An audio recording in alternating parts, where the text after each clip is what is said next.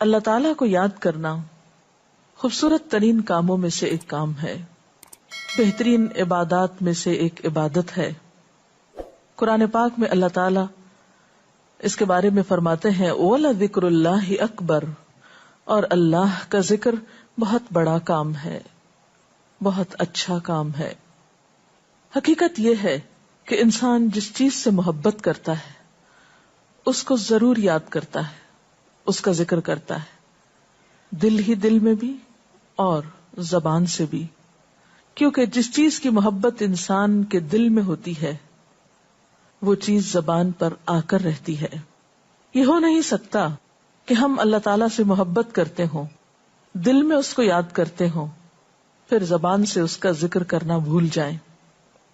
ذکر الہی تو بندہ مومن کی زندگی میں غیر محسوس طریقے سے شامل ہو جاتا ہے، اس کی اس طرح عادت ہو جاتی ہے کہ انسان اٹھتے بیٹھتے چلتے پھرتے تنہائی میں سب کے بیچ میں بیٹھ کر اپنے رب کو یاد کرتا رہتا ہے، دل ہی دل میں یا زیر لب وہ اپنے رب کو کسی حال میں بھی نہیں بھولتا۔ اور بھولے بھی کیوں؟ اس لیے کہ اس کی ذات پر رب کے احسانات ہر ایک سے بڑھ کر ہیں، اس کی نگاہیں ہر طرف رب کے کمالات دیکھتی ہیں، وہ ہر طرف رب کی نعمتوں کو دیکھ کر سرشار ہوتا رہتا ہے۔ وہ جس طرف بھی نظر اٹھاتا ہے وہیں اس کو رب کی قدرت اور تخلیق نظر آتی ہے، اپنے سامنے، دائیں بائیں، اوپر نیچے، ہر طرف زمین آسمان، جو کچھ بھی بنا ہوا ہے، جو کچھ بھی پھیلا ہوا ہے، وہ سب اس کے رب کا بنایا ہوا ہے۔ پھر وہ اس رب کو کیسے بھلا سکتا ہے؟ قرآن پاک میں اہل ایمان کو ذکر کرنے کی تلقین کی گئی ہے۔ اللہ سبحانہ وتعالیٰ فرماتے ہیں فَاذْكُرُونِي أَذْكُرْكُمْ، تم مجھے یاد کرو، تم میرا ذکر کرو، میں تمہیں یاد کروں گا۔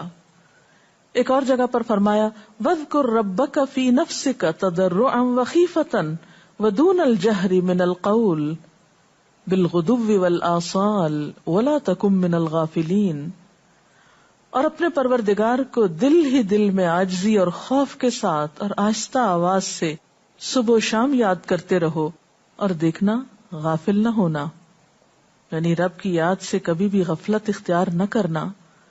ایک اور جگہ پر فرمایا وَاذْكُرُوا اللَّهَ كَثِيرًا لَعَلَّكُمْ تُفْلِحُونَ، اور اللہ کا ذکر کرو کثرت کے ساتھ، بہت زیادہ۔ کیوں؟ لَعَلَّكُمْ تُفْلِحُونَ، تاکہ تم فلاح پاؤ، کامیاب ہو جاؤ۔ اس سے پتہ چلتا ہے کہ اللہ تعالیٰ کو یاد کرنا کامیابی کی علامت ہے، اللہ کے ذکر میں کامیابی کی ضمانت ہے۔ مومن مردوں اور عورتوں کی صفت قرآن پاک میں یہی بیان کی گئی ہے کہ وہ بہت زیادہ اللہ کا ذکر کرنے والے ہوتے ہیں۔ سورۃ الاحزاب میں آتا ہے وَالذَّاكِرِينَ اللَّهَ كَثِيرًا وَالذَّاكِرَاتِ، اور اللہ کا ذکر کرنے والے مرد اور اللہ کا ذکر کرنے والی عورتیں جو کثرت سے اللہ کا ذکر کرتے ہیں۔ کثیرن اعد اللہ لہم مغفرۃ واجرا عظیما، اللہ نے ان کے لیے بخشش اور بہت بڑے اجر کا وعدہ کر رکھا ہے۔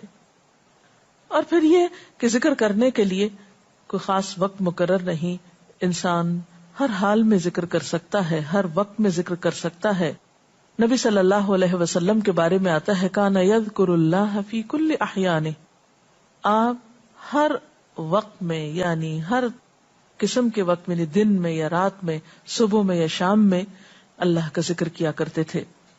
حدیث پاک میں آتا ہے، حضرت ابو موسیٰ اشعری سے روایت ہے مثل الذی یذکر ربہ والذی لا یذکرہ مثل الحی والمیت، رواہ البخاری۔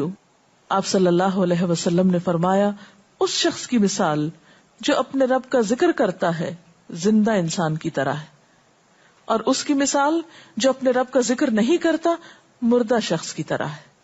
گویا ذکر کرنے والا اور نہ کرنے والا، ان دونوں کے درمیان اتنا ہی فرق ہے جتنا ایک زندہ اور مردہ انسان میں فرق ہوتا ہے۔ اور یہ فرق کتنا بڑا ہے، یعنی انسان تو وہی ہوتا ہے، لیکن زندہ انسان میں اور مردہ انسان میں زندگی اور موت کا فرق ہے۔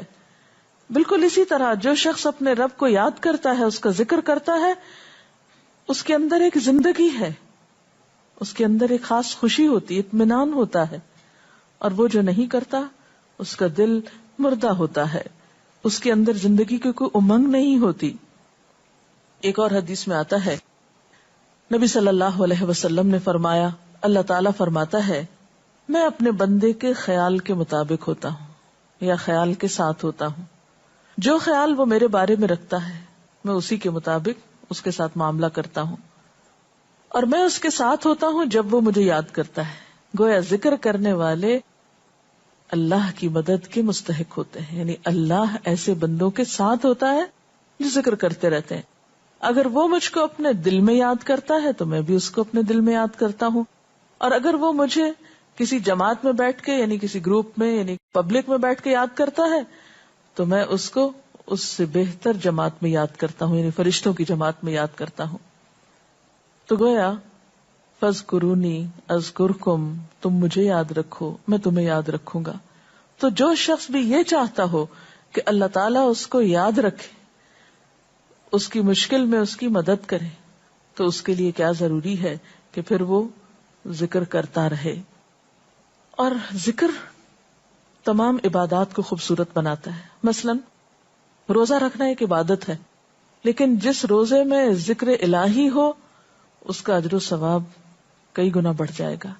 حج ایک عبادت ہے بذات خود، حج کا سفر ایک عبادت ہے، لیکن اس سفر میں انسان اگر ذکر الہی کرتا رہے تو اسی حج کا ثواب کئی گنا بڑھ جائے گا.